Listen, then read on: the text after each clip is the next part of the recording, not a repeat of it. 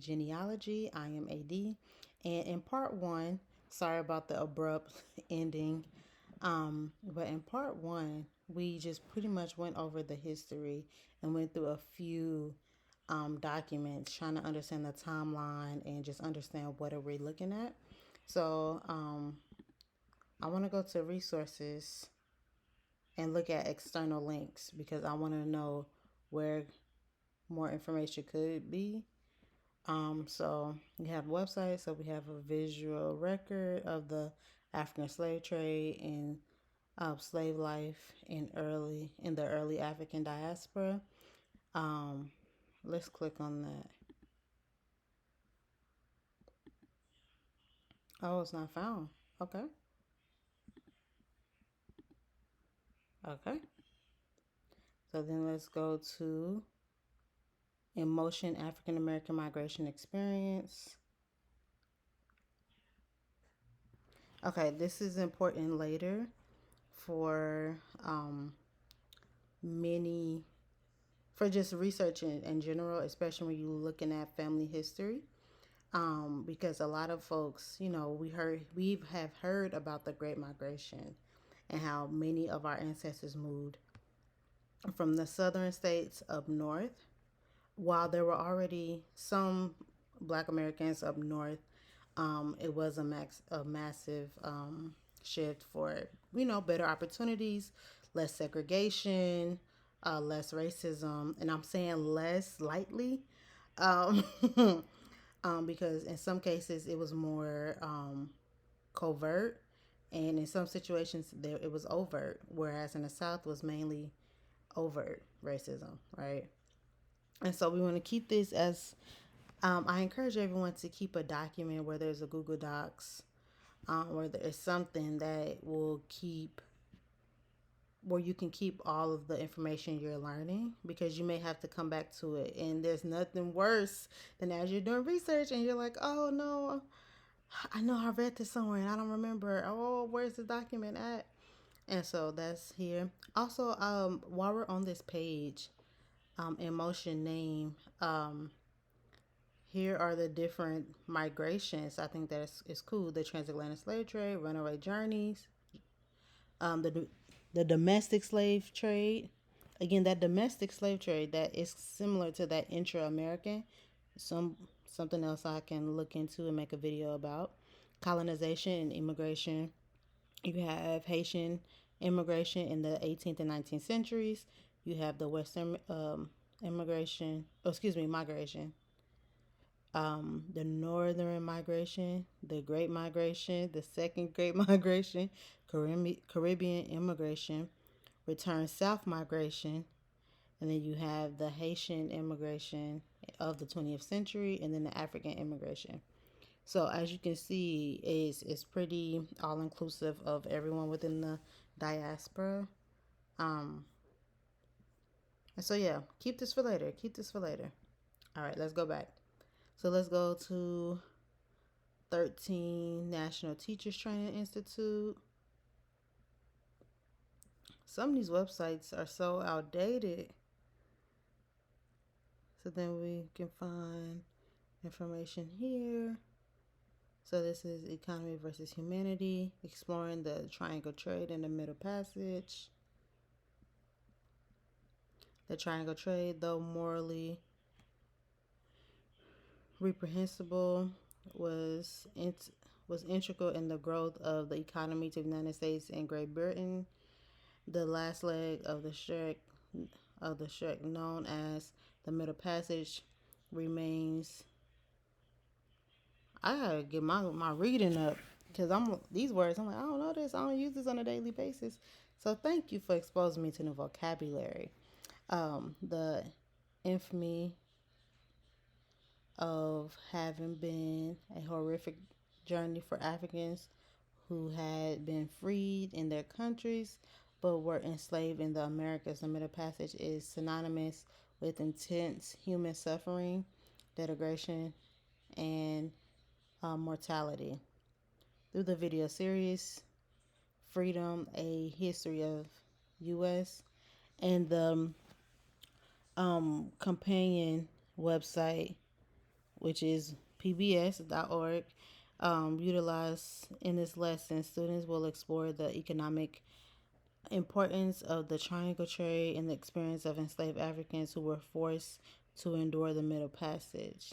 They will examine primary sources such as a written account of slave trade experiences to understand the experiences of enslaved people, slaveholders, and abolitionists.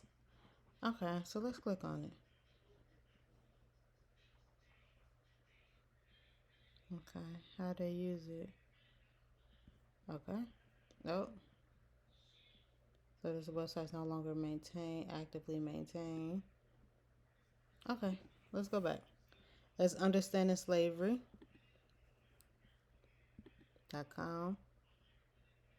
As you are seeing, a lot of these websites are not like a government website, .gov. So keep that in mind. So Understanding Slavery Initiative, USI, supporting the teachings and learnings transatlantic slavery, about transatlantic slavery. So over many centuries of transatlantic slavery, millions of African people were kidnapped, sold, and transported across the Atlantic. There were They were enslaved and forced to work in dreadful conditions on hugely profitable plantations. Britain and other counties, I want to say countries and counties, I would say, grew uh, wealthy on the slave trade, on this trade in people, and the goods were forced to produce. Enslaved people formed communities, and many resisted in a large number of ways. The legacies of these histories are all around us. His website aims to support those teaching and learning the transatlantic transatlantic slavery and its legacy using museum and heritage collections. So here is the sketch, and I say sketch because we don't have any pictures of it around this time. We don't have any other like direct evidence. We don't have any ships that are available. So this is the image that most of us have seen in our world. It's packed back to back. Okay, so some material on this website therefore contain graphic and potentially disturbing images. Okay, we understand that. All right, so let's artifacts is spelled incorrectly. I don't know if this is intentional.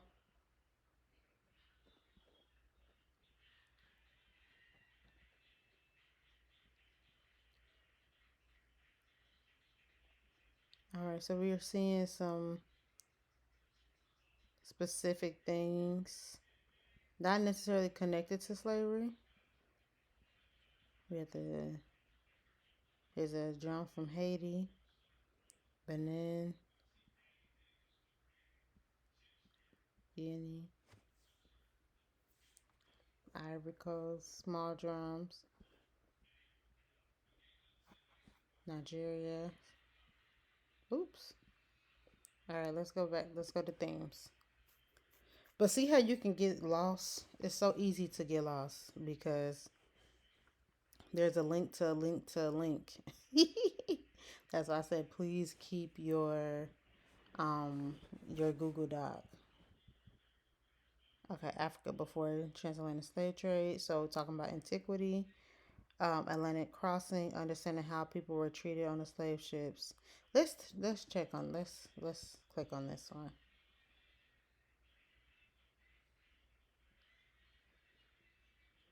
Okay, the term Middle Passage is often used to describe the period that enslaved Africans endured in the holds of slave ships as they crossed the Atlantic. The term, however, is derived from the European perspective of the triangular trade route journey.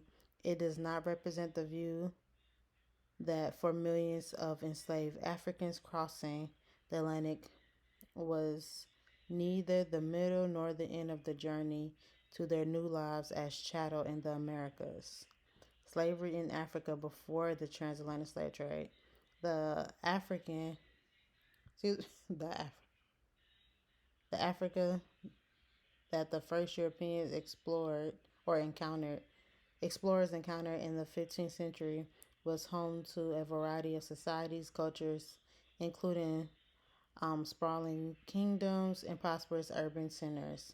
The cities in Nigeria, or what is now known as Nigeria, had populations of more than 100,000 people, and other along the Niger River and um, Timbuktu, which is now, and then what's now Mali, were home to 10,000 and between 10,000 and 30,000. Literacy was widespread, and many regions and um, luxurious good or luxury goods from as far as a field. Excuse me. Oh, I can. Oh, excuse me. Far afield as Venice and the Silk Road of the um, Maldives. So we see some of that. Give me 1 second.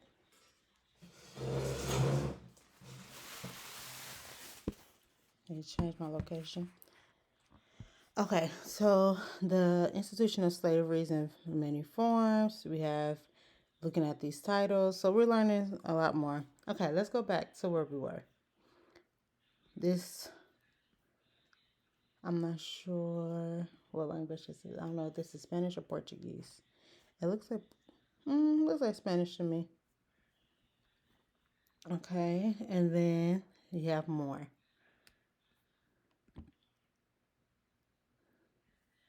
This might be French.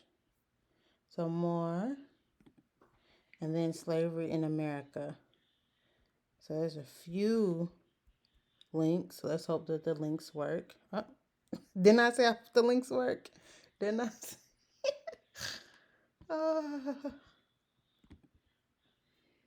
okay, let's try the lesson plan. Please work. Nope. So now I have questions. Is this site regularly updated? Did they stop? Like, okay, so we went to the links. Okay, we already explored the about. We can report issues, so that's a good thing, and we can provide feedback. They have a blog, and then they have the different languages, so English, Spanish, and Portuguese. All right, let's go back. Let's understand the database of the transatlantic slave trade. So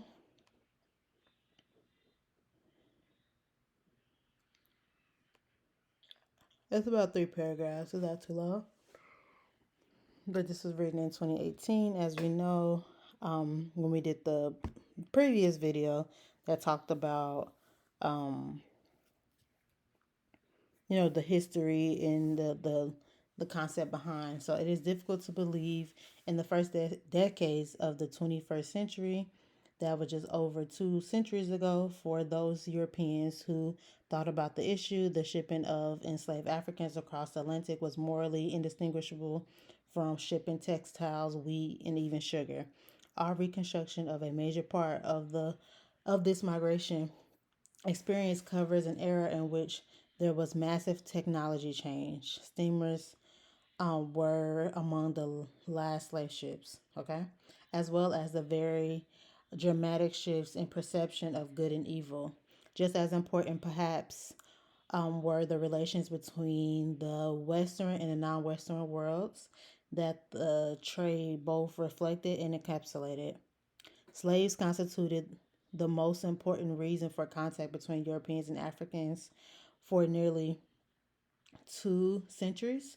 The shipment of slaves from Africa was related to the demographic disaster consequent to the meeting of Europeans and Amerindians, which greatly reduced the number of Amerindian laborers and raised the demand for the labor drawn from elsewhere, particularly Africa. So, is this saying that the first American laborers were the indigenous peoples? Or are you saying that um, what we know as Indians were the first slaves?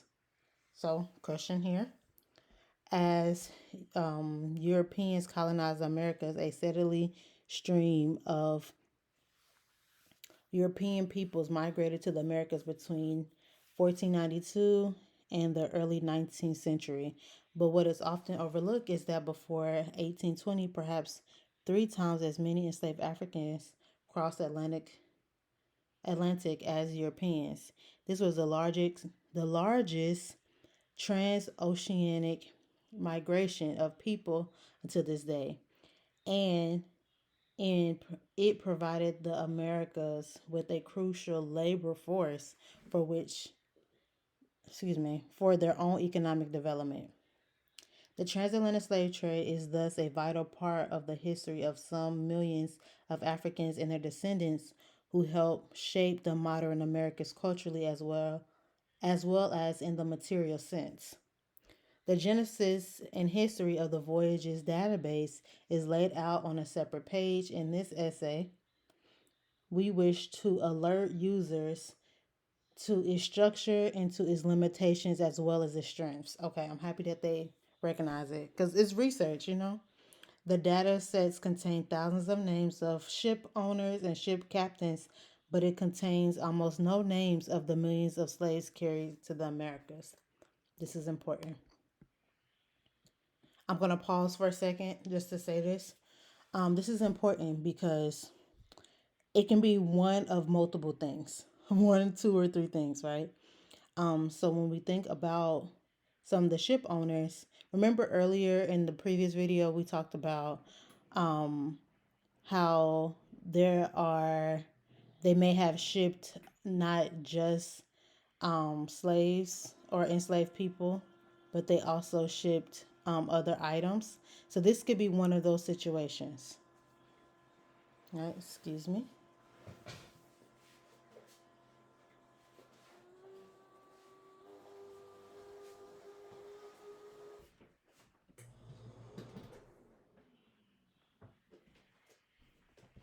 Everything around me is making noise right now. I apologize. Um, but yes, so the data said, so that lets us know, right? Also, there were no names, but could they have provided some form of identification? And so, with the that's a question mark. So, with there being no names, any of us as researchers, we can input whatever information we think what should be there because it's missing. But at least if it has the ages and the sex of the enslaved people, um, hopefully that will help us identify, like, okay, this for sure was a person, and they were for sure on the ship coming to the Americas. Okay, so let's keep going. The website on the other hand, this website does not provide the African names and personal information of about woo, 91,491 captives. Ooh, the dyslexic, let me stop. Captives were found on board slave vessels detained from naval cruisers attempting to suppress the slave trade in the 19th century. All right, that's a massive number. These records can be searched and analyzed by using the names interface. Although of limited utility for persons seeking their own family histories, our data sets do or does provide an extraordinary source for historical reconstruction of history of the African peoples in America. The details of more than 36,000 voyages presented here greatly facilitate the study of cultural, demographic, and economic change in the Atlantic world from the late 16th to the mid 19th centuries. Trends and cycles in the flow of African captives from specific coastal outlets should provide scholars with new basic information useful in examining the relationships among slaving, warfare in both Africa and Europe. political instability, and the climatic and ecological change, among other forces, right? That's important. We oftentimes don't think about the weather change. And so when we think, and so for an example is, remember whether we have hurricane season, you're crossing the Atlantic Ocean, so coming from west coast of Africa, you think about what was that journey like? How long did that journey take, right? With so many people being packed on the ships, how did that how were they able to sustain themselves, right? And then come over and get right to work. There is a language barrier. You know, the Europeans don't speak the African language. So with the Europeans as well as the Africans coming over, they both don't speak the native language there. So how are they able to communicate? How are the Africans taught how to toil the land? So I have those questions. And so going back to the weather part too, again you have hurricane season. Um so when I just have questions about how the ships were made, to make sure that they can stand against severe weather, right? Especially with it being so many people on the ship. So now I have more questions about, could there have been ships that did not survive that were coming over? And that's the thought that I just had that I never considered before. I know, there are some theories, and some people say, there are people lost in the ocean. That's where they think mermaids come from and all those things. And I don't necessarily disagree. Um, but thinking about, what if a ship was completely lost and overpowered by the water is powerful, y'all. I don't think we always understand that. But water is very powerful, especially when you are traveling for months. Let's look into it. So, um, let's say, how long?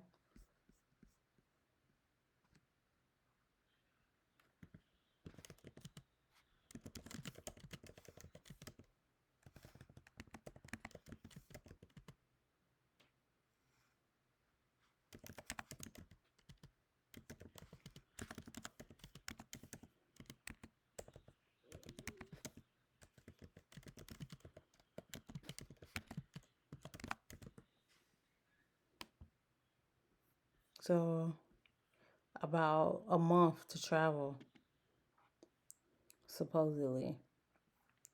So, yeah, I have questions. I have questions and more questions. So again, how were you able to sustain? So it could take. Let me rephrase. 15 days, so half a month to a full month. And so again, we have people packed up like that. They are vomiting from motion sickness. They are defecating, urinating. Um, there could be some other bodily fluids happening. So how are you able to sustain from? Um, and then if say if it did last 30 days, how are they coming off the boat strong enough to walk and to move? So I have like some of that I have questions about. All right, so where was I? These records can be researched and analyzed using the interface. I said that already. Said that. Where am I? Okay. The data sets in its earlier manifestation had already provided um, new, yeah, I'm learning new words, to assessments of the volume and demographic structure of the transatlantic slave trade, and when the African name database was properly interpreted, it will contribute as well to our understanding of slaving routes from the African interior to the coast.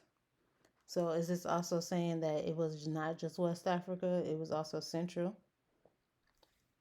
Last paragraph. For European societies located on either side of the Atlantic, the data set contains new information on ship construction, and registration and relatively intense intensive records of owners and captains' names, it will now be easier to pursue connections between the slave trade and other sectors of European and American economies. Researchers should be able to unravel trends in long term or long distant shipping activities, particularly important because no comparable body of data exists for other transoceanic trades. Data on crew mortality are abundant. Okay, that's good to know. Crew mentality. What about, enslaved people? The implications of the implications for new assessments on the social as well as the economic role of the slave trade in the regions where the slave voyages originated are obvious. In short, the major aim of this web resource is to facilitate and stimulate new research on the slave trade, the implications of which reach far beyond the slave trade itself. Okay, so that's the methodology. We got the introduction, coverage of the slave trade. Y'all, it's so much information, but we have to get through this. For me, it's important for us to learn as we are going, right? It's so easy just to get to, oh, let me just see what's on the database. Let me just find my ancestors here. Let me just find the numbers and how many people came over, how many ships, like that. All of that's important. But to me, I'm a researcher at heart. I have done and collected data and assessments for a very long time. So for me, in order to really understand, how things are being done, I have to, I need context. I can't just go off the number because I don't know what the numbers mean. I have to know where a person is coming from because no matter what we're doing, even this channel, we are coming with our own biases, right? So as you're reading things, keep that in mind of, okay, yes, I'm receiving this information, um, but you have to develop the skill whether you're going to make meaning from it or not. Like, meaning making is so important. You have to highlight what sticks out to you because that helps you learn, that helps you understand, and that helps you draw your own conclusion instead of just regurgitating what other people have told you, right? I have not seen other genealogy pages kind of go through the details of this site. And for me, I'm like, no, I need to do this. It's so important because again, yes, we have all this information, but how how useful will it be or is it if we don't know how to use it or how it came about? Like again, I need that context. And so especially with this topic, at the end of the day, this is all history. This is not just, Black American history and Caribbean history and just history of the diaspora, but this is world history because multiple countries and multiple groups of people were all involved. So that part is very important. All right, coverage of the slave trade. On immediate questions, it what y'all, I apologize. One immediate question is how complete are the data? Did I read that right? One immediate question is how complete are the data? It is probable that our data set now includes more than 95% of all voyages that left British ports, and the British were the second largest of the national slave trader groups. The data on the 18th century French and Dutch slave trades are also largely complete. The reason for such comprehensive coverage are fairly obvious. Compared to other slave traders, northwestern European trading nations conducted the great bulk of their business relatively late in the slave trade era when everyone kept better records. Surviving surviving sources in these countries are therefore abundant. Casual inspection of the relevant variables in the data set shows that almost all of the voyages leaving ports in these countries have more than one source of information, and some have as many as 18. Yet the data on the Iberian and Brazilian trades after 1750 are also relatively complete. And information on the earlier period of these regions is vastly greater than it was 10 years ago. For a country by country assessment of the completeness of the data, readers are referred to Chapter 1 of Extending the Frontiers and the spreadsheet downloadable from this website that underpins our estimates of the overall size of the slave trade. The 36,000 slave trade voyages contained 36,000 voyages. Okay, let me go back and look at numbers because I remember some of the numbers were different on the other page on the video number 1. Okay, the 36,000 transatlantic voyages contained in the database allows us to infer that the total number of voyages carrying slaves from Africa, the estimate pages, again, estimate suggests that 12.5 million captives departed Africa to the Americas. Dividing this total by the average number of people embarked per voyage is 304 individuals, yield 41,190 voyages. Similarly, the estimates page suggests that 10.7 million enslaved Africans disembarked mainly in the Americas. Really?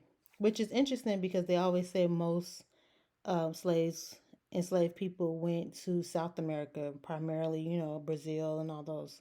So that's interesting. Similarly, the estimate pages suggest that, excuse me, let me go here. Dividing by the average number disembarked per voyage, 265 people yields an estimate of 40,380 voyages arriving.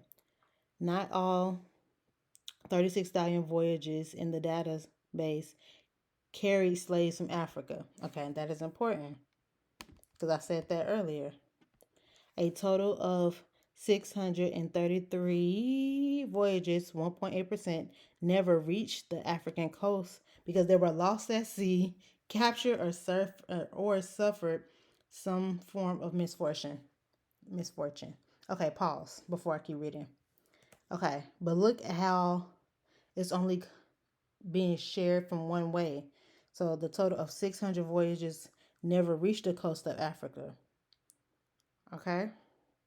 But what about coming back from what about coming already having a people and coming to the Americas? You see what I'm saying? So here again, it talks about a total never reached the African coast because they were either lost at sea, captured, or suffered some other misfortune. But again, what about the opposite direction? What about once we got the Africans on the ship coming to the Americas, what happened? Okay, let's see if they say something about it. After removing these voyages, the database contains some trace of 85% of the voyages that disembarked captives. So only 85% had captives on it. 85% of the voyages had captives. The database also contains records of 34,106 voyages that disembarked slaves or could have done so. In other words, for some of these, we do not know the outcome of the voyage. A total of 668 of these disembarked their slaves in the Old World. The latter group comprised mainly ships captured in the 19th century, which were taken to Sierra Leone and St. Helena as part of the attempt to suppress the trade. Okay, rewind. First of all, a total of 668 of these disembarked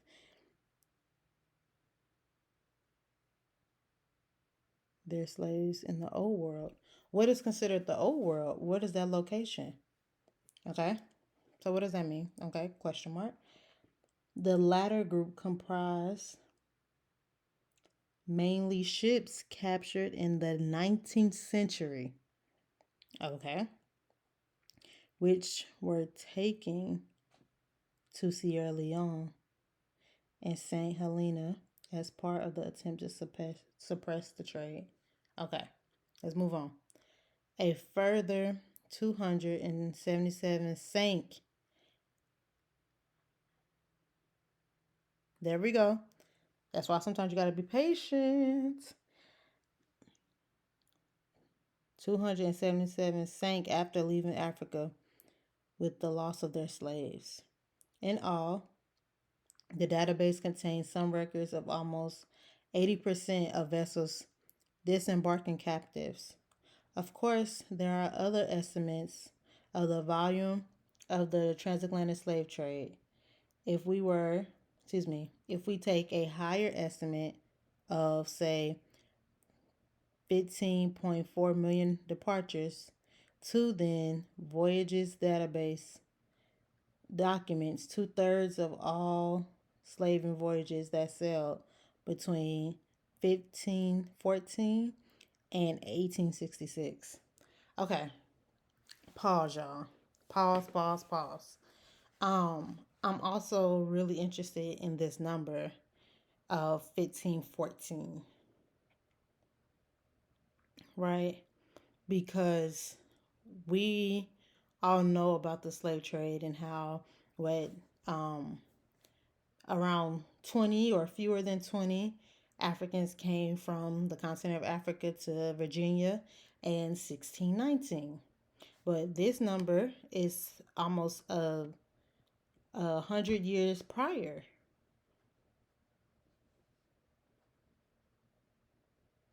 So again, we have to really learn more about the full story and full history because a lot of folks go off of one number, and in this case, how many? Let me do my math real quick. So 6 minus 4 is 2. So we have 2. We have 5, 2. So 352 years. Is my math right? Yep. So you have 352 years here.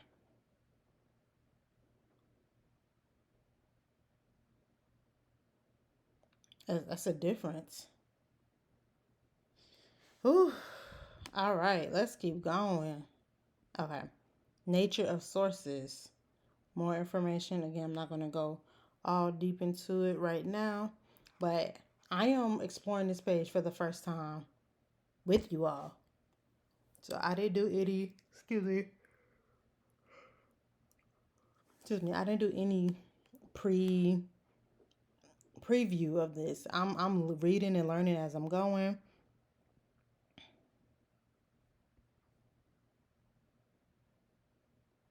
Okay, so when I see numbers, I gotta stop. So out of the 36,000 voyages, um, at least what I say a third of them only have one source. Okay. All right, let's go to cases and variables. The good thing is that it's here. We can always go back. Data voyages, data variables. So when they did the information in 2008, 2010, and then 2018. So 2-year difference, 8-year difference. So the number of voyages in the data set, it grew a little bit under 2,000 from 2010 to 2018.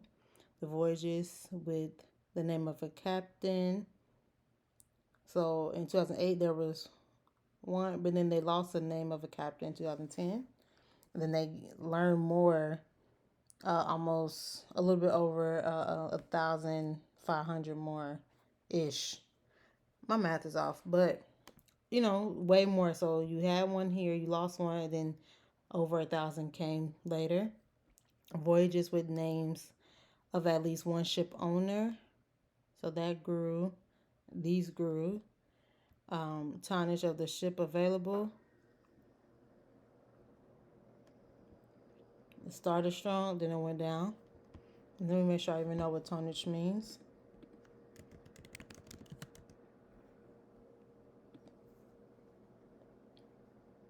Measure of the capacity of the ship. Place of ship departure given. Okay, that grew by 6. Then it grew like by almost 500 in 2018. Day of ship departure. Okay. Again, they did say they got more information later on. So moving along, places of embarkation on the African coast available. Okay. Number of Africans embarked reported. That 2-year difference shows voyages with age or gender of Africans reported. Place or places of disembarkation available.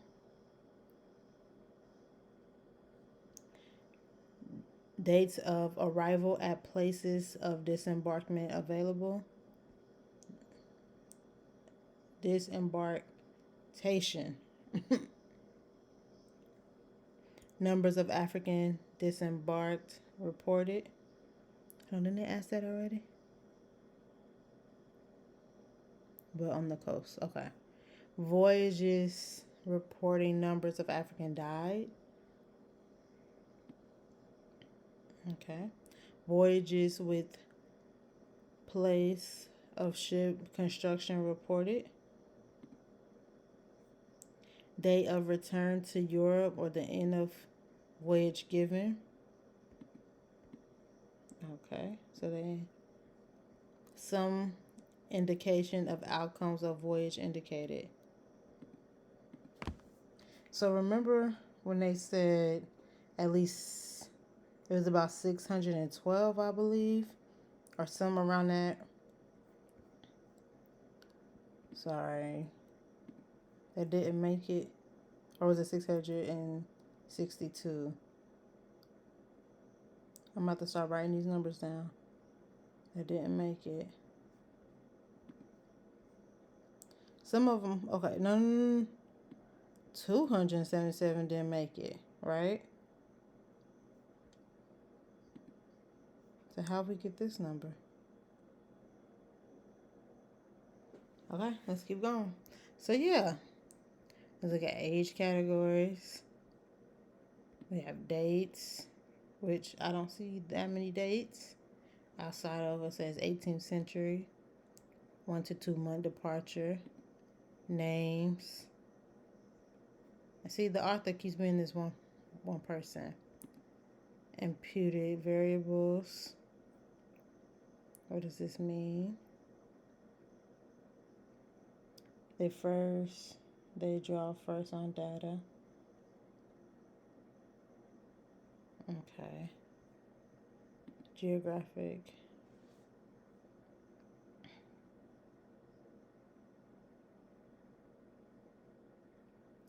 All right.